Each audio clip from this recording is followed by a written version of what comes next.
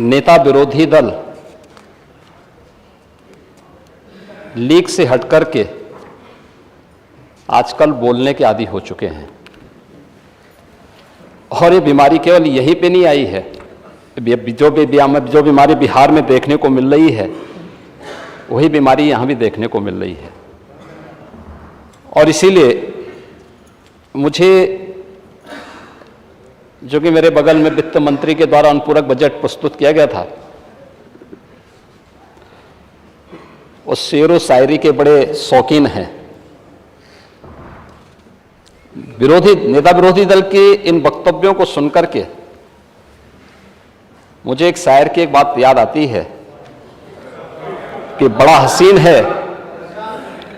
हसीन है उनकी जवान का जादू, लगा के आग बहारों की बात करते हैं। जिन्होंने रात में बेखौफ बस्तियां लूटी वही नसीब के मारों की बात करते हैं। पहले प्रदेश समाजवादी पार्टी सरकार के नेतृत्व में दिशाहीन था, अव्यवस्था और अराजकता का शिकार था।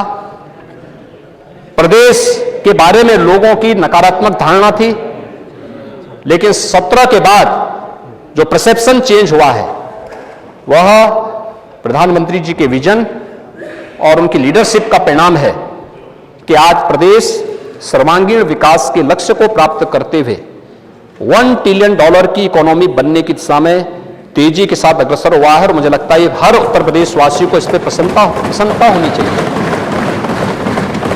लेकिन जाति के नाम पर प्रदेश में परिवारवाद की अराजकता पैदा करने वाले लोग, इनकी अव्यवस्था और अराजकता से कोई व्यक्ति छुपा हुआ नहीं है। और कि पीडीए के पार्ट क्या राज्यपाल नहीं थे क्या? और अखिलेश निषाद क्यों?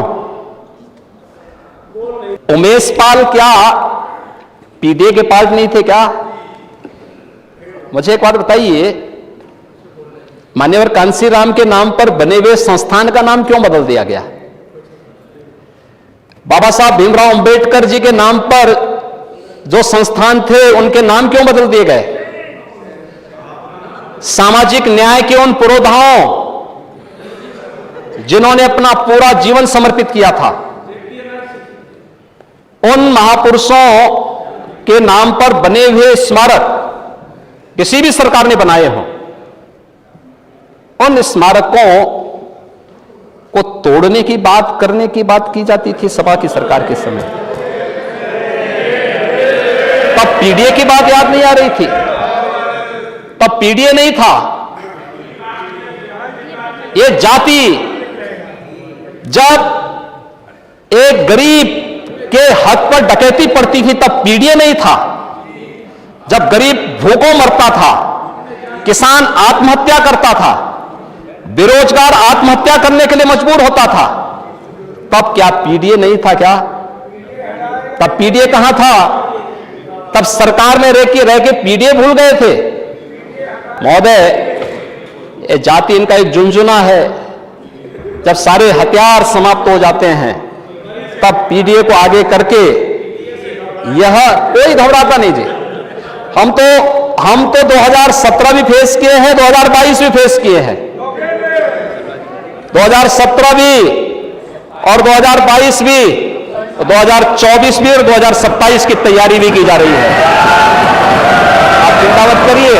आप मानते हैं कि चिराग जिसे आंधियों ने पाला है उसे हवा नहीं बुझा सकती है, याद रखना।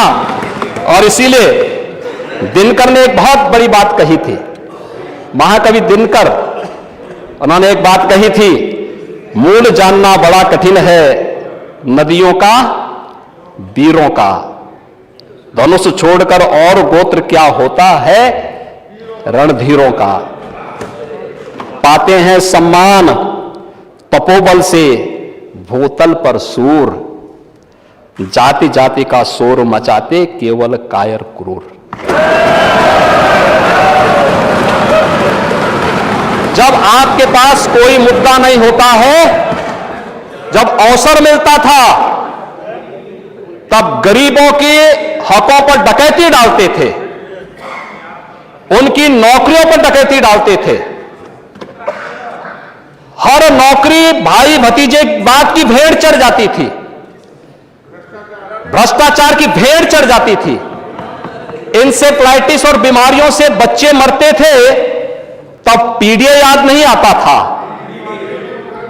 तब माफिया और अपराधियों का संरक्षण करते थे, कहीं राजूपाल की हत्या करवाते थे और कहीं पर किसी अखिलेश निषाद की हत्या करवाते थे। लेकिन भाइयों बहनों, कोई उस समय इनको पूछने वाला नहीं था, कोई पूछने वाला नहीं था उस समय।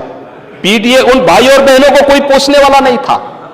तब पीडीए की याद नहीं आ रही थी, क्योंकि तब तो पीडीए एक, यानी ये मुद्दा एक उस समय भी बहकाने का प्रयास किया था।